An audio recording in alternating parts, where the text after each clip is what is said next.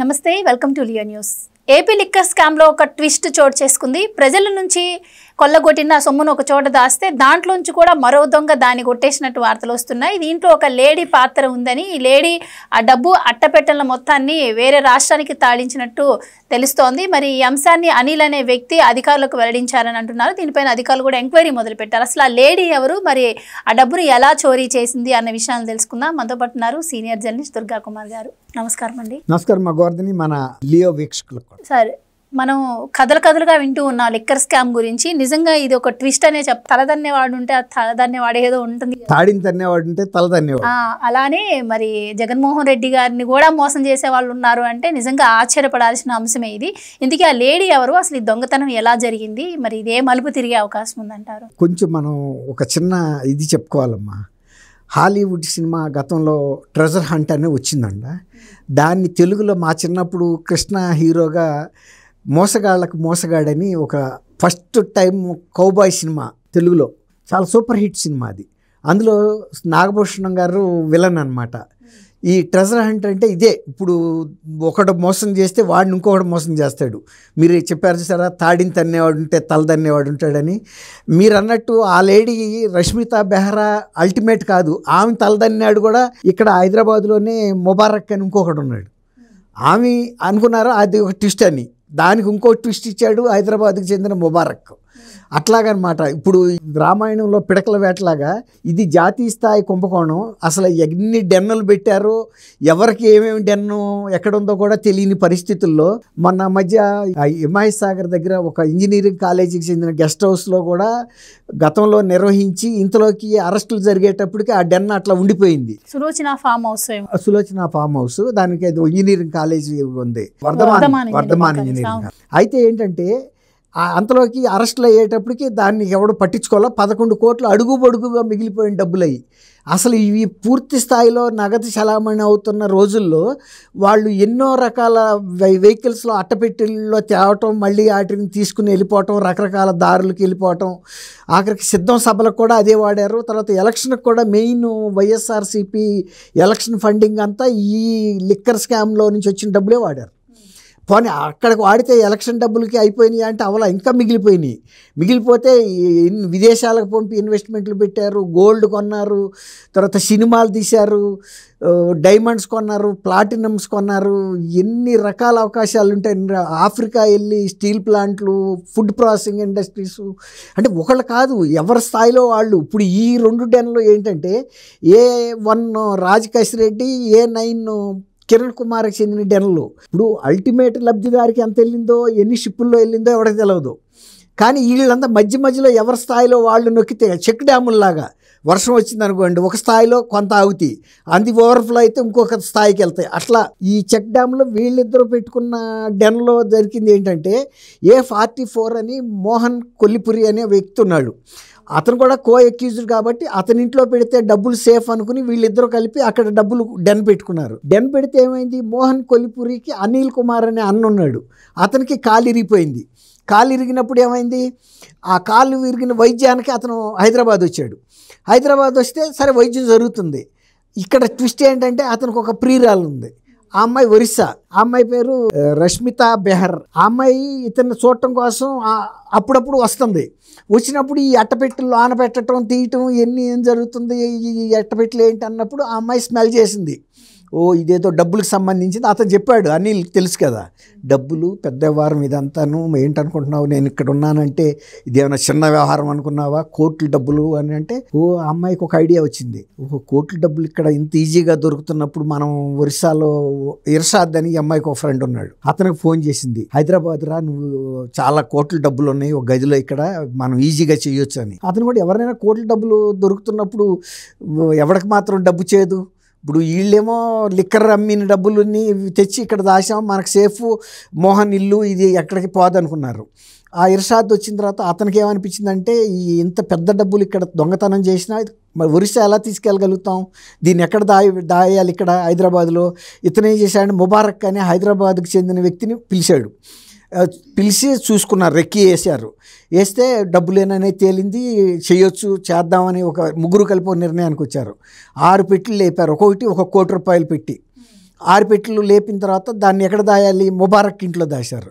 ముబారక్కి తెలుసు కదా ఈ డబ్బులు చాలా భారీ డబ్బులని. వీళ్ళిద్దరూ ఒరిస్సాకి చెందిన వాళ్ళు. ఇప్పుడు దాసింది ఇతను 2 పెట్టెలు నొక్కేశాడు, ఇతను తీసేసుకున్నాడు.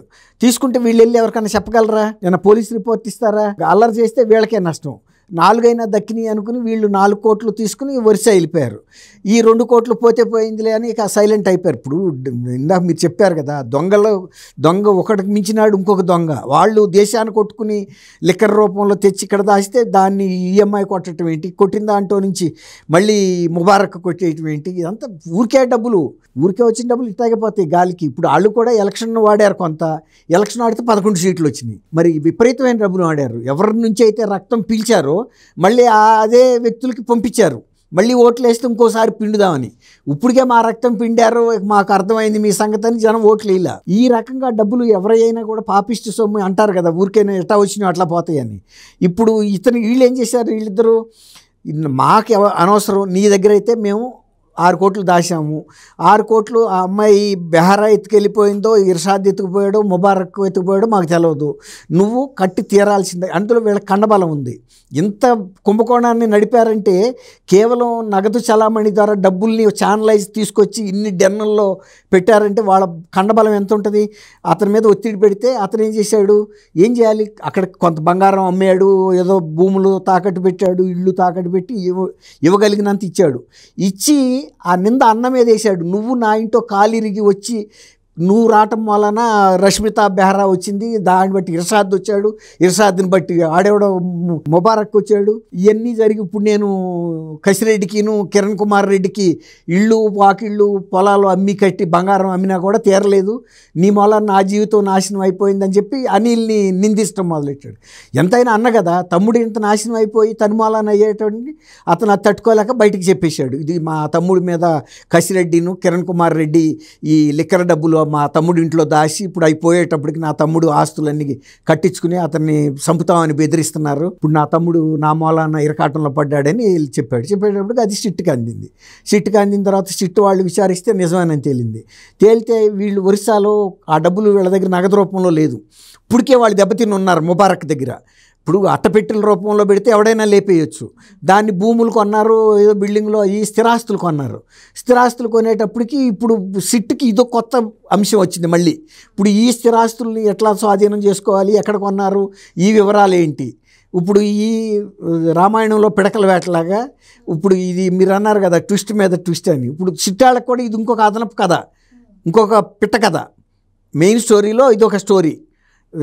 మెయిన్ సినిమాతో పాటు హాస్య ట్రాక్ ఉంటుంది చూసారా, కామెడీ ట్రాక్ అంటారు కదా. ఇప్పుడు ఇది కామెడీ ట్రాక్ ఏంటంటే ఒరిస్సా వాళ్ళు ఇక్కడికి రావటం, హైదరాబాద్లో 6 కోట్లు దోసుకోవటం, మళ్ళీ 2 కోట్లు హైదరాబాద్ ఆడి దోసుకుంటే మిగిలిన 4 కోట్లు ఒరిస్సా పట్టుకుపోవటం.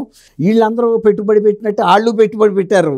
పెద్ద దొంగలు ఎలా పెట్టారు, చిన్న దొంగలు కూడా వాళ్ళకి తెలివి ఉంటుంది కదా, పెట్టెల రూపంలో ఉంటే లాభం లేదు, దీన్ని భూముల మీద పెట్టాలి, బిల్డింగ్లు రియల్ ఎస్టేట్ మీద పెట్టారు. ఇప్పుడు సిట్ అధికారుల పరిధి మళ్ళీ ఒరిస్సా రాకి వెళ్ళింది. అట్లా ఇప్పుడు గతంలో నేను చెప్పాను కదా, మోసగాడి సినిమా ఎట్లాంటి ట్విస్టులు జరుగుతాయో అంత ట్విస్టులు ఈ ఆంధ్రప్రదేశ్ లిక్కర్ స్కామ్లో కూడా ఉన్నాయి. ఈ డబ్బు దొంగతనం ఎలా జరిగింది అంటే, డబ్బు పోయినప్పుడు వీళ్ళు కూడా ఒక పోలీస్ అధికారి దగ్గరికి వెళ్ళాడని అతను వచ్చి ఎంక్వైరీ చేసి సీసీ కెమెరాల్లో చూస్తే ఒక 3 మనుషులు వచ్చి స్కూటర్ల మీద ఆ డబ్బు కాటన్ బాక్సెస్లను పట్టుకెళ్లారని చెప్పి దానిలో ఉందని, దాని ద్వారా మీరు అన్నట్టు అమ్మాయి ఎవరో ఒరిస్సా నుంచి వచ్చి దొంగతనం చేసిందని తెలియడం జరిగింది. రష్మితా బెహ్రా ఆ అమ్మాయికి అంటే అప్పట్లో ఆ పోలీస్ అధికారికి తెలుసు ఆ విషయం, కానీ ఆయన బయటికి చెప్పే ప్రయత్నం ఆయన చేయలేదు. ఇదంతా తీసి పక్కన పెడితే ఇప్పుడు సిట్ అధికారులు దీనిపైన ఎంక్వైరీ చేస్తున్నారు. నిజంగా 5 ఏళ్ల పాటు యథేచ్ఛగా ఇది జరగడం వల్లే, అంటే ఒక కంప్లైంట్ ఇవ్వడం కానీ దానిపైన ఎంక్వైరీ లేక 5 ఏళ్ల పాటు జరగడం వల్లే ఇది విదేశాలు వెళ్ళింది, పక్క రాష్ట్రాలు వెళ్ళింది, మీరన్నట్టు స్థిరాస్తుల కొనుగోలు కొనడానికి కూడా జరిగింది. ఇంకా అసలు ఈ మనీ, ఈ కేసు ప్రొలాంగ్ అవుతున్న కొద్ది అసలు ఈ మనీ రికవరీ చాలా కష్టమైపోయే పరిస్థితి ఉంటుంది. మరోపక్క దోషులేమో బెయిల్ పైన బయటకు వచ్చి వాళ్ళు తిరుగుతున్నారు, సాక్ష్యాలు తారుమారు చేసే అవకాశం ఉంటుంది. అసలు ఏంటి, అసలు ఈ కేసు ఒక కొలిక్కి వస్తుందా, అసలు మెయిన్ వ్యక్తి ఎప్పుడు అరెస్ట్ అవుతారు ఏంటంటారు?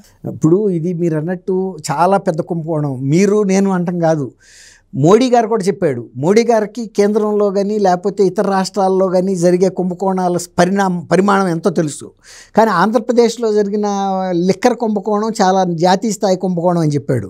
కాబట్టి దీని విస్తృతి ఇంతగా ఉన్నప్పుడు, ఇంతమంది దీంట్లో ఇన్వాల్వ్ అయినప్పుడు, ఇంత డబ్బు ఇన్వాల్వ్ అవ్వటం, అక్కడ సినిమాలు కూడా తీశారు. వాళ్ళు చేయని వ్యాపారం లేదు. ఎక్కడ అవకాశం ఉంటే అక్కడ పెట్టుబడులు పెట్టుకుంటే వెళ్ళిపోయారు. ఏం చేయాలి? ఇప్పుడు ఇట్లా పెడితే గోదాములో పెడితే ఇట్లాగే పోతుంది. ఇప్పుడు మొన్న వర్ధమాన కాలేజీ దగ్గర పోయినాయా, ఇంకా కొన్ని చెప్పుకోలేని కూడా ఉంటాయి, తర్వాత బయటకు వస్తాయి. ఇప్పుడు ఒకసారి మీకు తెలియదు, మీరు ఇంకా అప్పుడు చిన్నాళ్ళు ఇక్కడే మన హైదరాబాద్లో దీని పేరేంటి, బేగంపేట మంచి పోష్ ఏరియాలో 2 కూతుళ్ళు తల్లి సూసైడ్ చేసుకుంటారు. వాళ్ళు ఒక రకమైన సైకోలుగా మారిపోయారు. బాగా డబ్బులు ఉండాళ్ళే, పెద్ద బంగ్లా ఉంటుంది. వాళ్ళు తాగింది కూడా ఫినాయిల్ ఏదో తాగి చచ్చిపోతారు. అది చచ్చిపోయిన తర్వాత రోజు పేపర్లు వేసేవాడు పేపర్లు వేస్తాడు, పాల ప్యాకెట్లు వేసేవాళ్ళు పాల ప్యాకెట్లు వేస్తున్నారు. అక్కడ ఎవరు పట్టించుకోరు. పట్టించుకోకపోతే ఏమైంది, దొంగలు గమనించారు. వాళ్ళు దొడ్డి దోవలో నుంచి వెళ్ళి చూస్తే అన్ని విలువగల వస్తువులన్నీ ఒకటొకటి దొంగతనం చేసుకెళ్తున్నారు రోజువారీగా.